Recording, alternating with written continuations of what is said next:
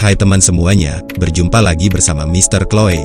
Senang hati dan penuh rasa syukur untuk bisa belajar bersama dan tumbuh bersama, sekaligus masih bisa membahas segala hal yang ada dalam kehidupan di dunia ini. Ibu kita Kartini, putri sejati, putri Indonesia, harum namanya. Lirik lagu ini seringkali terdengar ketika menduduki bangku sekolah. Sejarah dan perjuangan Ibu Kartini berperan besar untuk negara Republik Indonesia. Seringkali generasi-generasi penerus bangsa memahami sejarah kehidupan Ibu Kartini secara singkat. Maka dari itu, masih banyak orang-orang mencari tahu secara singkat, siapa R.A. Kartini itu, apa perjuangan yang dilakukan oleh R.A. Kartini, dan bermacam-macam pertanyaan. Sangatlah berbahaya dan sangat tragis bagi kehidupan manusia jika tidak memahami dan tahu akan pentingnya sejarah. Terlepas dari pernyataan di awal, mari kita benar-benar menyelami secara tenang dengan penuh keseriusan tentang perjuangan dan latar belakang kehidupan Kartini.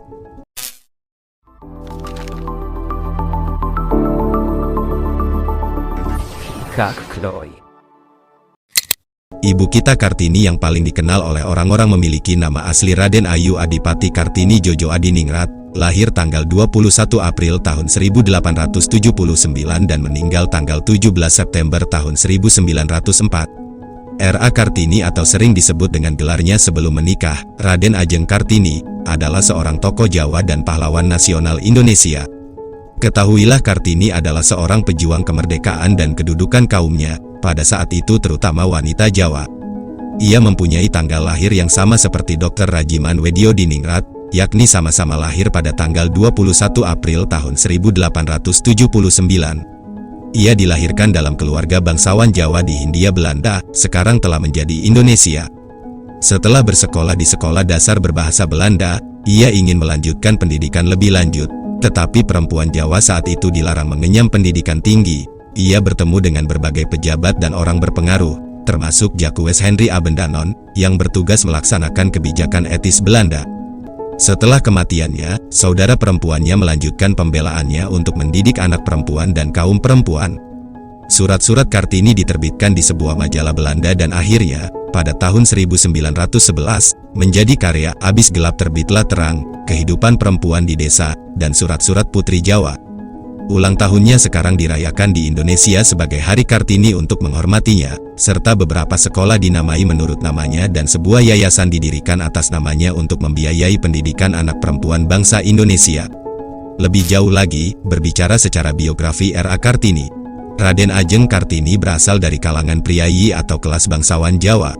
Ia merupakan putri dari Raden Mas Adipati Aryo Sosroningrat, seorang pati yang diangkat menjadi Bupati Jepara segera setelah Kartini lahir. Kartini adalah putri dari istri pertama, tetapi bukan istri utama. Ibunya bernama Mas Ajeng Ngasirah, putri dari Nyai Haji Siti Aminah dan Kiai Haji Madirono, seorang guru agama di Telukawur, Jepara. Dari sisi ayahnya, silsilah Kartini dapat dilacak hingga Hamengkubuwono ke-6. Garis keturunan Bupati Sosroningrat bahkan dapat ditilik kembali ke istana kerajaan Majapahit. Semenjak Pangeran Dangirin menjadi Bupati Surabaya pada abad ke-18, nenek moyang Sosroningrat mengisi banyak posisi penting di Pangrep Raja.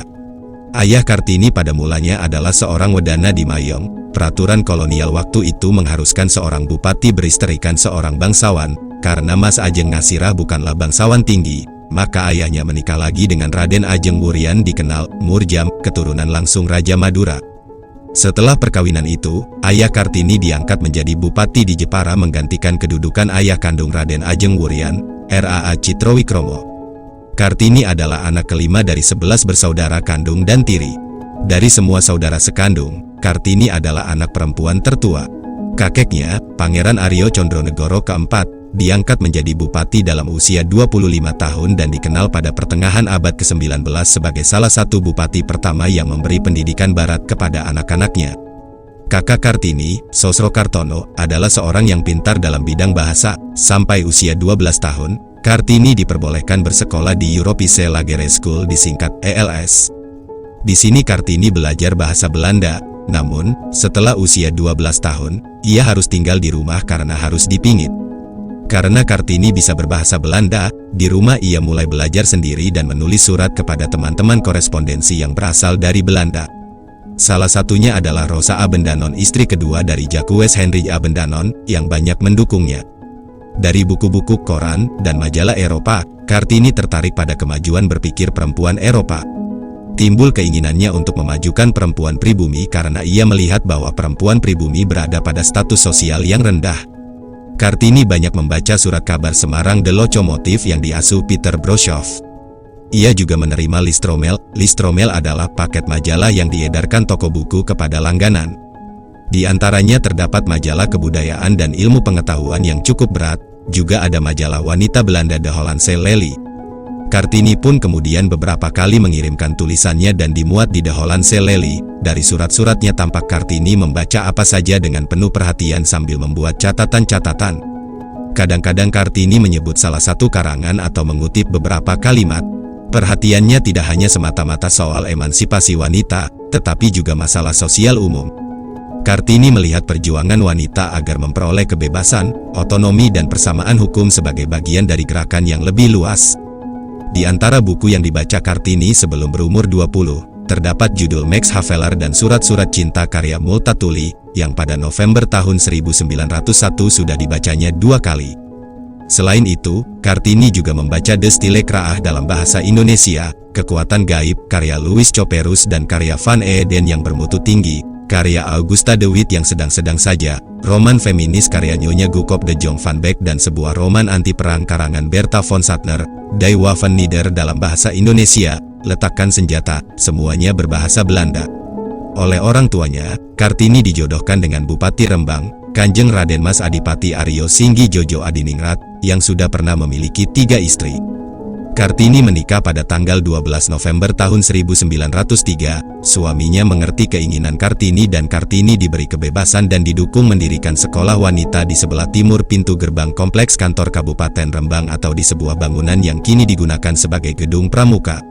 Anak satu-satunya Kartini, Susalit Jojo Adiningrat, lahir pada tanggal 13 September tahun 1904, beberapa hari kemudian, tanggal 17 September tahun 1904, Kartini meninggal pada usia 25 tahun. Kartini dimakamkan di Desa Bulu, Kecamatan Bulu, Rembang. Berkat kegigihan Kartini, belakangan didirikan sekolah wanita oleh Yayasan Kartini di Semarang pada 1912, dan kemudian di Surabaya, Yogyakarta, Malang, Madiun, Cirebon, dan daerah lainnya. Nama sekolah tersebut adalah Sekolah Kartini. Yayasan Kartini ini didirikan oleh keluarga Van Deventer, seorang tokoh politik etis.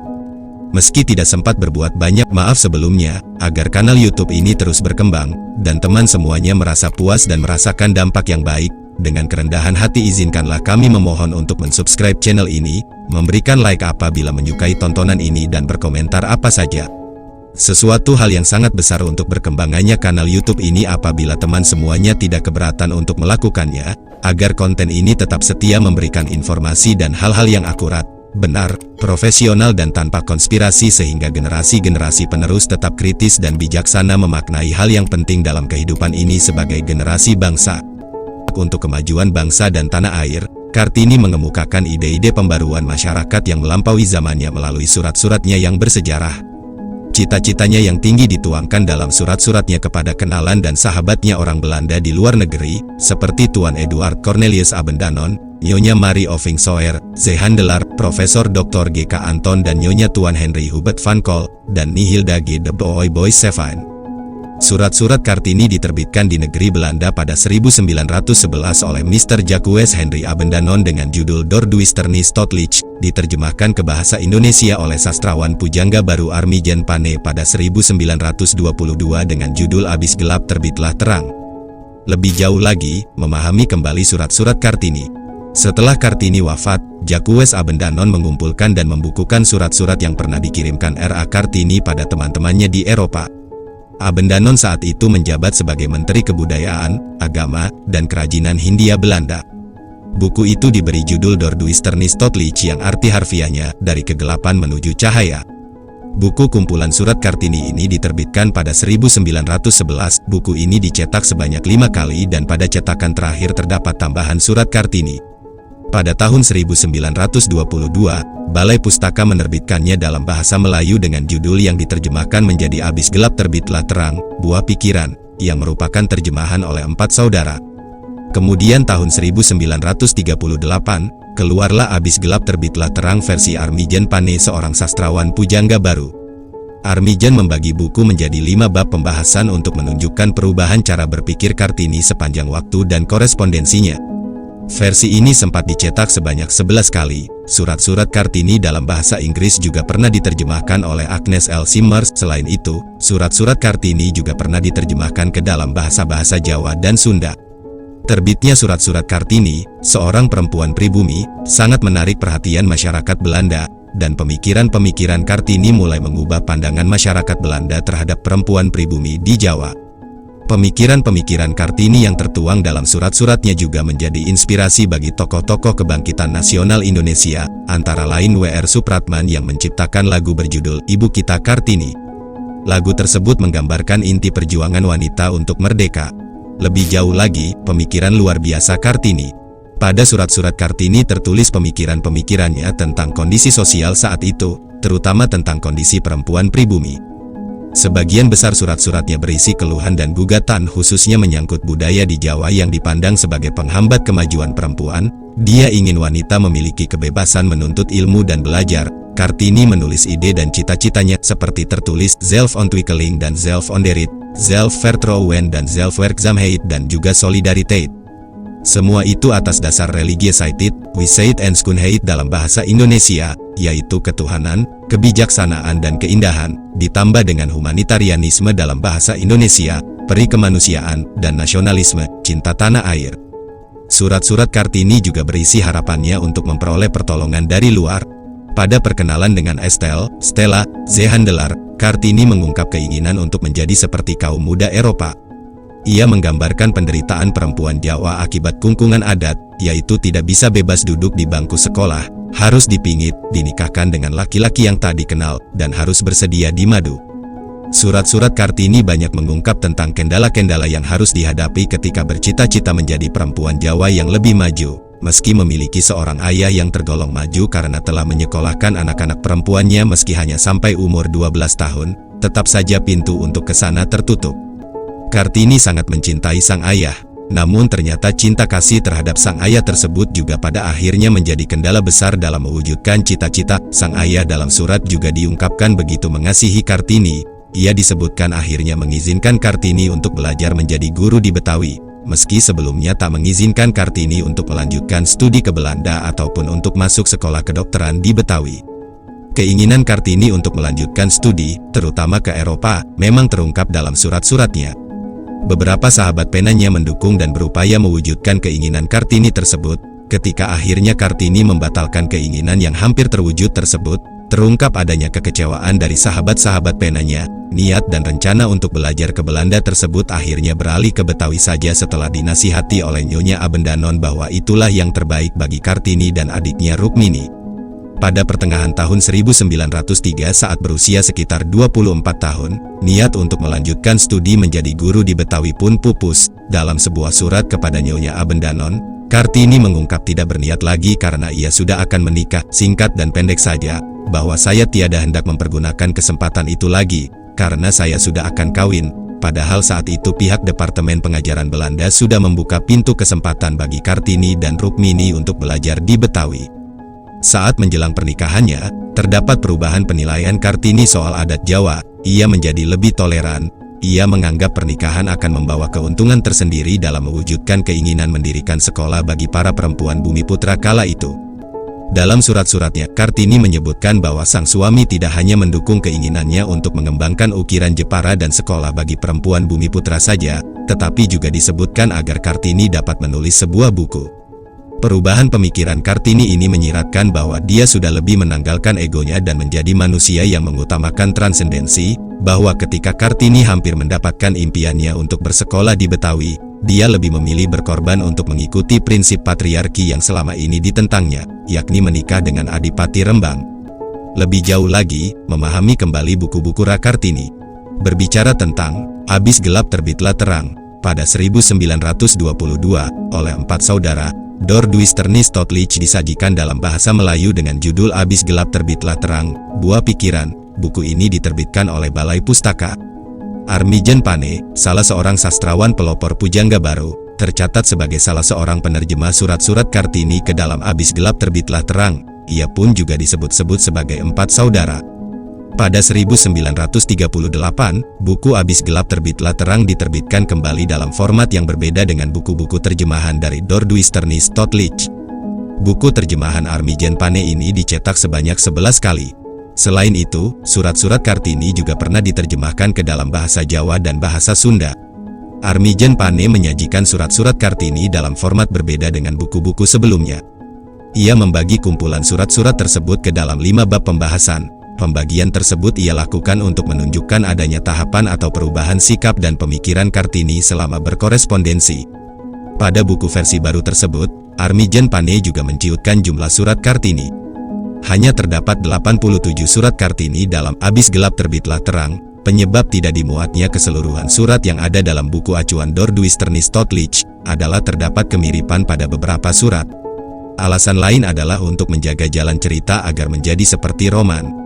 Menurut Armijen Pane, surat-surat Kartini dapat dibaca sebagai sebuah roman kehidupan perempuan. Ini pula yang menjadi salah satu penjelasan mengapa surat-surat tersebut ia bagi ke dalam 5 bab pembahasan. Selanjutnya, memahami surat-surat Kartini, renungan tentang dan untuk bangsanya. Berbicara tentang surat-surat Kartini juga diterjemahkan oleh Sulastin Sutrisno. Pada mulanya Sulastin menerjemahkan Dordweisternis Stotlich di Universitas Leiden, Belanda, saat ia melanjutkan studi di bidang sastra tahun 1972. Salah seorang dosen pembimbing di Leiden meminta Sulastin untuk menerjemahkan buku kumpulan surat Kartini tersebut. Tujuan sang dosen adalah agar Sulastin bisa menguasai bahasa Belanda dengan cukup sempurna. Kemudian, pada 1979, sebuah buku berisi terjemahan Sulastin Sutrisno versi lengkap Dordweisternis Stotlich pun terbit. Buku kumpulan surat versi Sulastin Sutrisno terbit dengan judul Surat-surat Kartini, Renungan tentang dan untuk bangsanya. Menurut Sulastin, judul terjemahan seharusnya menurut bahasa Belanda. Maaf sebelumnya, mengingatkan kembali untuk kedua kalinya, agar kanal YouTube ini terus berkembang, dan teman semuanya merasa puas dan merasakan dampak yang baik. Dengan kerendahan hati izinkanlah kami memohon untuk mensubscribe channel ini, memberikan like apabila menyukai tontonan ini dan berkomentar apa saja. Sesuatu hal yang sangat besar untuk berkembangannya kanal YouTube ini apabila teman semuanya tidak keberatan untuk melakukannya, agar konten ini tetap setia memberikan informasi dan hal-hal yang akurat, benar, profesional dan tanpa konspirasi sehingga generasi-generasi penerus tetap kritis dan bijaksana memaknai hal yang penting dalam kehidupan ini sebagai generasi bangsa. Anda adalah surat-surat Kartini, renungan tentang dan untuk bangsa Jawa. Sulastin menilai, meski tertulis Jawa, yang didamba sesungguhnya oleh Kartini adalah kemajuan seluruh bangsa Indonesia. Buku terjemahan Sulastin malah ingin menyajikan lengkap surat-surat Kartini yang ada pada Dordweisternis Stotlich. Selain diterbitkan dalam surat-surat Kartini, renungan tentang dan untuk bangsanya, terjemahan Sulastin Sutrisno juga dipakai dalam buku Kartini, surat-surat kepada Nyonya Rosa Manuela Abendanon Mandri dan suaminya. Selanjutnya, memahami kembali tentang Letters from Kartini, An Indonesian Feminist pada tahun 1900 sampai tahun 1904. Buku lain yang berisi terjemahan surat-surat Kartini adalah Letters from Kartini, An Indonesian Feminist tahun 1900 sampai tahun 1904. Penerjemahnya adalah Jo Scott. Ia tidak hanya menerjemahkan surat-surat yang ada dalam Dordweisternis Stotlich versi Abendanon. Jo Scott juga menerjemahkan seluruh surat asli Kartini pada Nyonya Abendanon Mandri hasil temuan terakhir. Pada buku terjemahan Jo Scott, bisa ditemukan surat-surat yang tergolong sensitif dan tidak ada dalam Dordweisternis Stotlich versi Abendanon. Menurut Jo Scott, seluruh pergulatan Kartini dan penghalangan pada dirinya sudah saatnya untuk diungkap. Buku Letters from Kartini, An Indonesian Feminist tahun 1900 sampai tahun 1904 memuat 108 surat-surat Kartini kepada Nyonya Rosa Manuela Abendanon Mandri dan suaminya J.H. Abendanon, termasuk di dalamnya 46 surat yang dibuat Rukmini, Kardinah, Kartinah, dan Sumatri. Selanjutnya, tentang buku Panggil Aku Kartini saja. Selain berupa kumpulan surat, bacaan yang lebih memusatkan pada pemikiran Kartini juga diterbitkan. Salah satunya adalah Panggil Aku Kartini Saja karya Pramudia Anantatur. Buku Panggil Aku Kartini Saja terlihat merupakan hasil dari pengumpulan data dari berbagai sumber oleh Pramudia. Selanjutnya, Kartini surat-surat kepada Nyonya Rosa Manuela Abendanon Mandri dan suaminya. Akhir tahun 1987, Sulastin Sutrisno memberi gambaran baru tentang Kartini lewat buku Kartini Surat-Surat kepada Nyonya Rosa Manuela Abendanon Mandri dan suaminya. Gambaran sebelumnya lebih banyak dibentuk dari kumpulan surat yang ditulis untuk Abendanon, diterbitkan dalam Dorduisternis Totlich. Kartini dihadirkan sebagai pejuang emansipasi yang sangat maju dalam cara berpikir dibanding perempuan-perempuan Jawa pada masanya. Dalam surat tanggal 27 Oktober tahun 1902, dikutip bahwa Kartini menulis pada Nyonya Abendanon bahwa dia telah memulai pantangan makan daging, bahkan sejak beberapa tahun sebelum surat tersebut, yang menunjukkan bahwa Kartini adalah seorang vegetarian. Dalam kumpulan itu, surat-surat Kartini selalu dipotong bagian awal dan akhir, padahal bagian itu menunjukkan kemesraan Kartini kepada Abendanon. Banyak hal lain yang dimunculkan kembali oleh Sulastin Sutrisno. Selanjutnya, berbicara tentang buku Aku Mau, Feminisme dan Nasionalisme, surat-surat Kartini kepada Stella Zehandelar tahun 1899 sampai tahun 1903. Sebuah buku kumpulan surat kepada Stella Zehandelar periode tahun 1899 sampai tahun 1903 diterbitkan untuk memperingati 100 tahun wafatnya. Isinya memperlihatkan wajah lain Kartini. Koleksi surat Kartini itu dikumpulkan Dr. Joe Scott, diterjemahkan dengan judul Aku Mau, Feminisme dan Nasionalisme, surat-surat Kartini kepada Stella Zehandelar tahun 1899 sampai tahun 1903.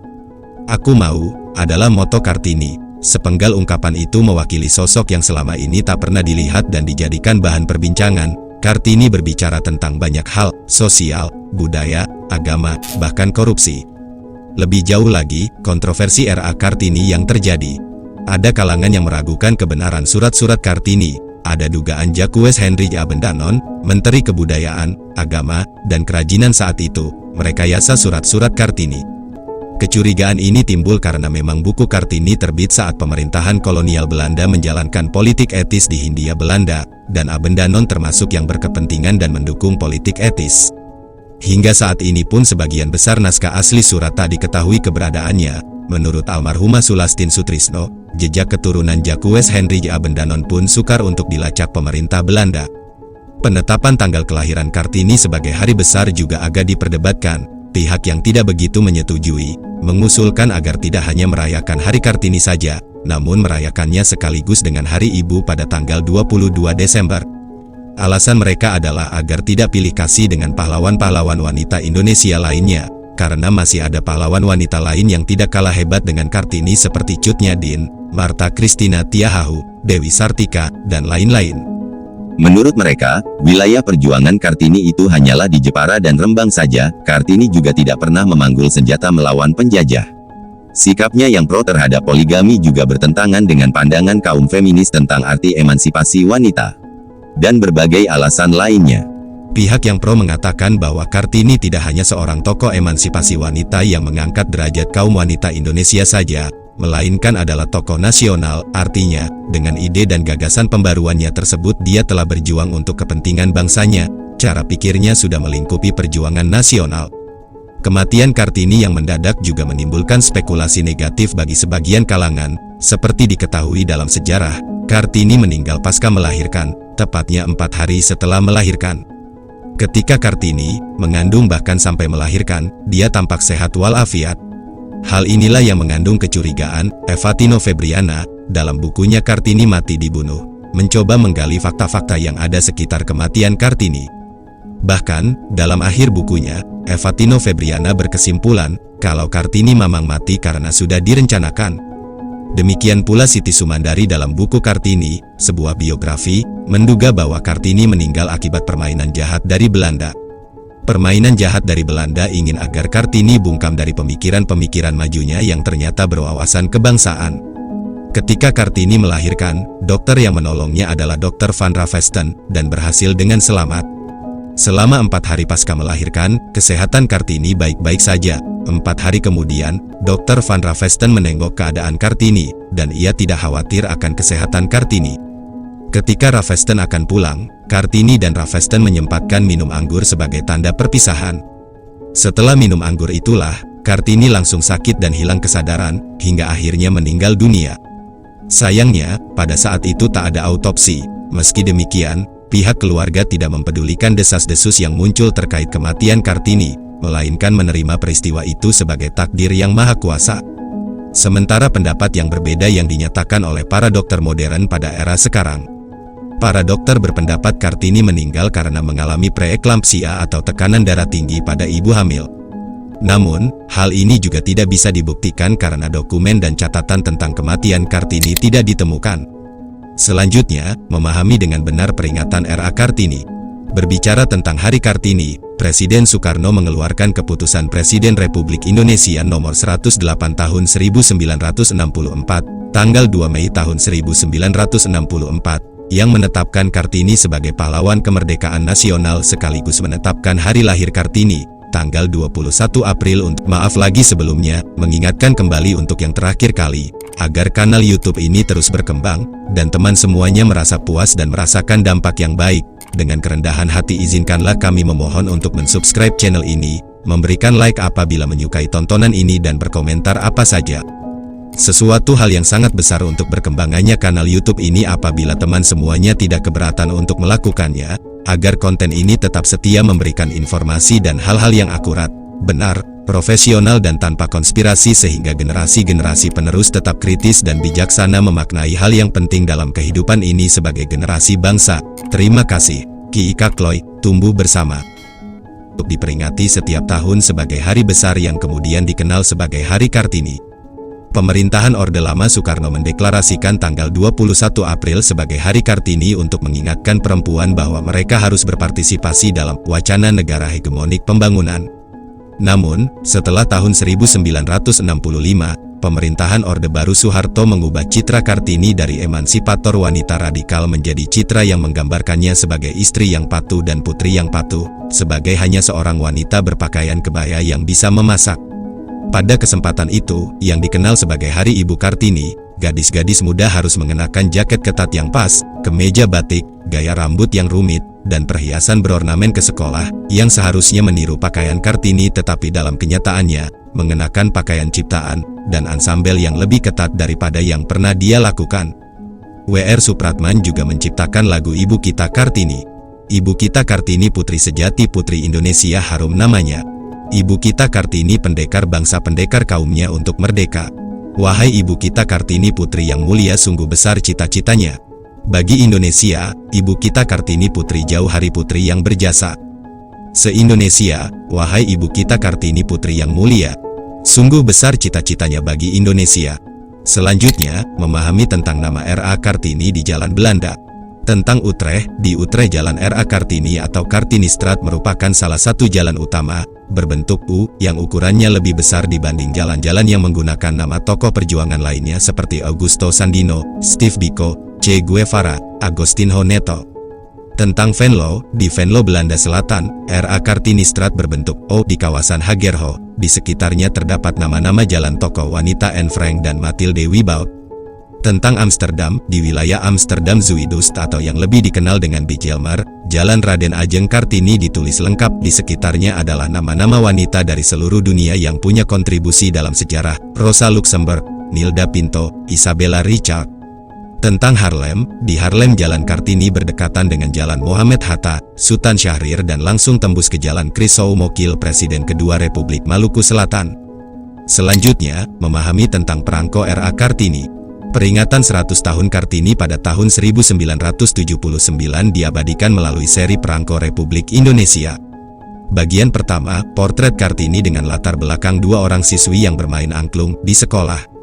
Gabungan antara bagian pertama dan bagian kedua. Bagian kedua, kondisi wanita Indonesia modern yang mengenyam pendidikan dan dapat memiliki berbagai profesi, seperti polisi.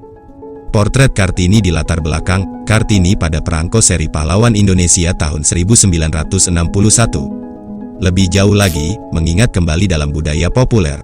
Tentang film RA Kartini, 1982, tentang film Surat Cinta untuk Kartini, 2016, film fiksi berlatar sejarah, Kartini diperankan oleh Rania Putrisari. Tentang film Kartini, 2017, Kartini diperankan oleh Dian Sastrowardoyo.